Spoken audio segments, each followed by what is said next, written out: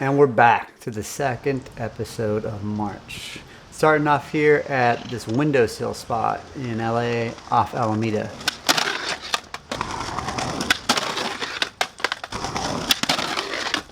We ran into Clint Peterson right here. Clint lived 2 blocks away. How you doing? Good, how are you? Yeah, we're all right here. We're just cruising down the street and we saw some skateboarders. We thought we'd kick them out. Coop with the wheelie grind pop out. Did it really well.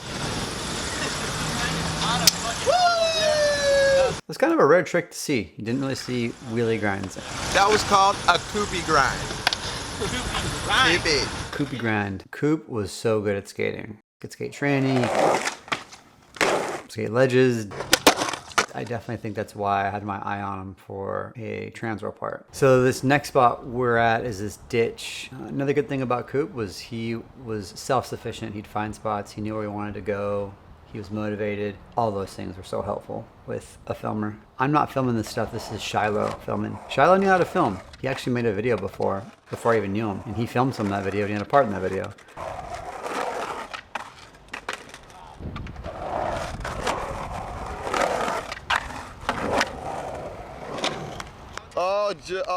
You're gonna see me right here shooting on 16 Bolex. Bolexes seem to be like the easier camera to use and the more reliable camera to use. Back then, they're still used to this day. I've always had this idea of filming like into the camera. So you can clip it, second night motion.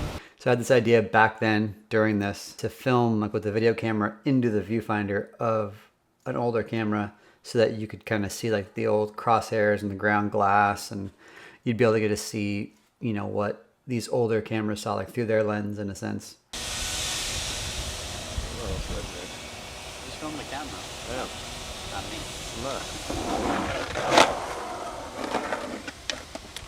So this is a Bolex H16 and this is an Angenieux 12 to, I have it back here, 1 second. This is my favorite zoom lens. It's a 12 to 120. Angenieux 12 to 120. Oh! These 2 clips were used in First Love, I believe, in the montage in the 16 section. Photochem was where we'd have our film telecined, and we would sit there with the colorist, and they would run through all our film, and they would basically correct everything, or they'd apply a look to it that we wanted. And it was always really fun to see like the film start popping and to see like it come to life. It made me really appreciate and understand how much more real film is versus digital. You really felt it when you sat there in that telecine and you watched. You're like, whoa, look at this stuff. It looks so good.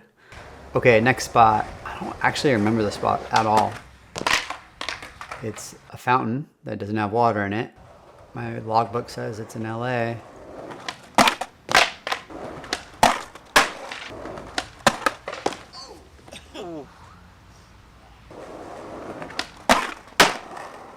What do you call it? Fakey switch crook? Fakey ollie over switch crook? And then this buddy, I think his name was Brandon, got his back with a nose blunt. All right, next spot, we got 7th Street. We spent some time here. Most days at 7th Street, I know the cops coming, and here they are, the cops are here. Well, we might as well go talk to him. I'm talking to Tim here about what's gonna happen. Let's see what he says. What do you think, Chad? We need to learn to park on the other side. It's probably get a ticket. Think so? Perfect timing. It's just what I need. If the cops didn't give you a ticket, and if the cops didn't, you know, write your names down and waste your time, then I call that a win. I don't really give a shit if you guys skate or not, but So somebody called in. if someone calls in and yeah, someone else not so cool gets them out, scratch you guys a ticket for That's what the neighbor sees. This cop saying that, you know, the neighbor called us in. The neighbor basically wants us to write everyone tickets. I mean, it's just skaters. Right. Yeah, it's just skaters. Freaking 6 times that I call in every weekend. I say, you know what? Cite everybody. Yeah. Time and time again, it's always skaters. Pass the word on to your friends, like, don't come back here. That's cool. So just pass the word around, you know. Yeah, thanks for being cool, guys. Yeah. We had all our stuff inside still, so we all went back to go pick up our bags. I'm gonna cut my bag. Got my bag over here. Thank you. It looks like in my logbook, we just kept skating, which is pretty ballsy on our part. I'm surprised we did that. Assuming Shiloh really wanted to get this trick, of course.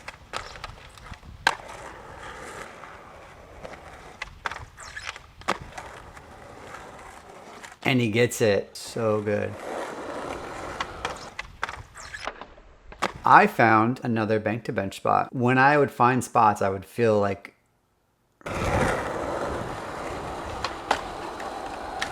I don't believe in Santa Claus, but I feel like Santa Claus. Like I'd have like these presents, you know, for the skaters. Like I got this, I got this, I got that.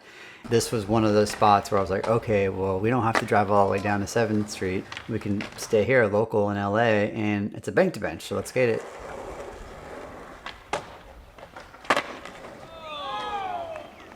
Shiloh gets his clip there, and this was the one we used. We used the one from this school.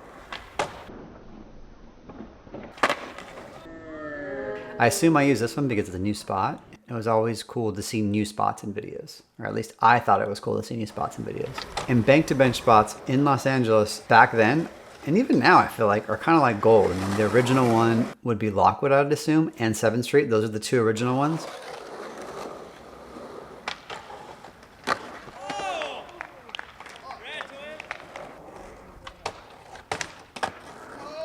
Dang, Coop. Switch backside nose grind to switch backside tail slide.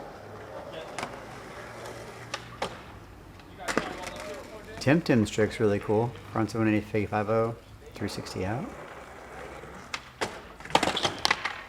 I don't know why Shiloh is still trying. He's trying something. Maybe something different.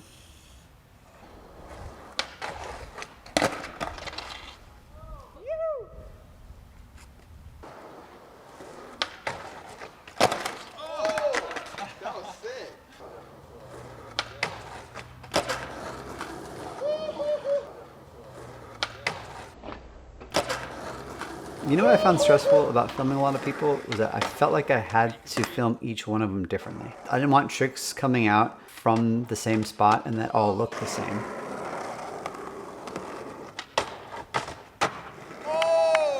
Okay, next spot. This 12 stair to massive sidewalk gap. And like I said in the last episode, this is the same day Leo did that line down the 5 and 8 stair where he does the backside flip going really fast and switch front side flip. We went to here after that line. I don't think you need to go, well, I don't know. You go as fast as you want to go. I'm just gonna try to fucking.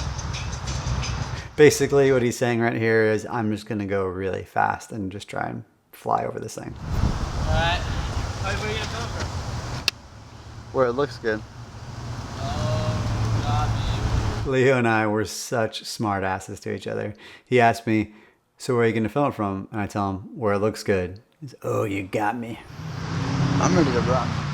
What I have here is I have the VX1 set up on a tripod, basically the static fisheye looking down angle. Oh, right there? Alright.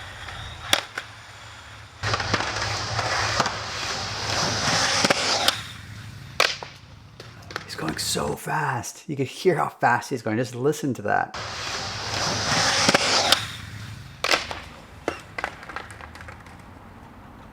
This crack up here fucked me up. Crack up here, fuck me up, he says.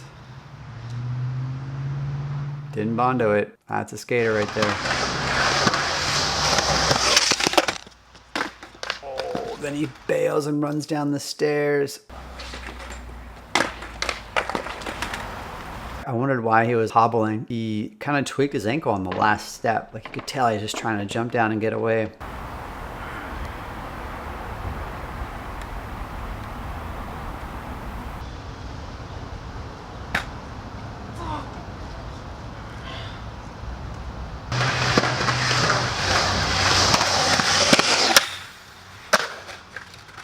You can see his arm, like his arm goes up, kind of like waves a little bit, I think because he just has so much air time.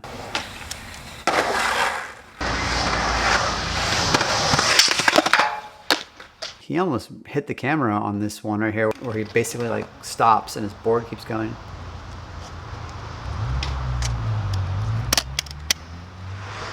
Here I am showing him like, all right, here it is. You got to do this. I was really into getting Leo's input because Leo definitely had an opinion on the way he liked things to look. If I remember correctly, he really liked it when things were wide to tight. You know, you saw like the whole spot. You saw the location of what you were doing, what the skater was about to do, and then you zoom in.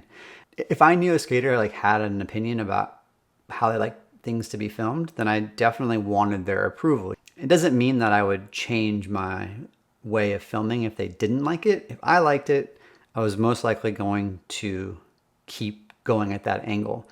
But if I knew the skater was really not into it, they're like, oof, I don't like that, then I'd be like, okay, where are you thinking about it from? Because then at that point, I want the skater to be happy with the clip that I filmed. Like that's a big part of it. It's a team, you know?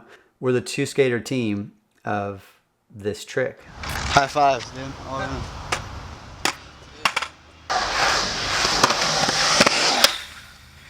Sticks it and just eats it. Just think about, this is probably a week, you know, like all these episodes, like back into February, back into that lip slide line, the Wilshire stuff. So every slam you see him take in these episodes, he's doing them all most likely within a really short amount of time together.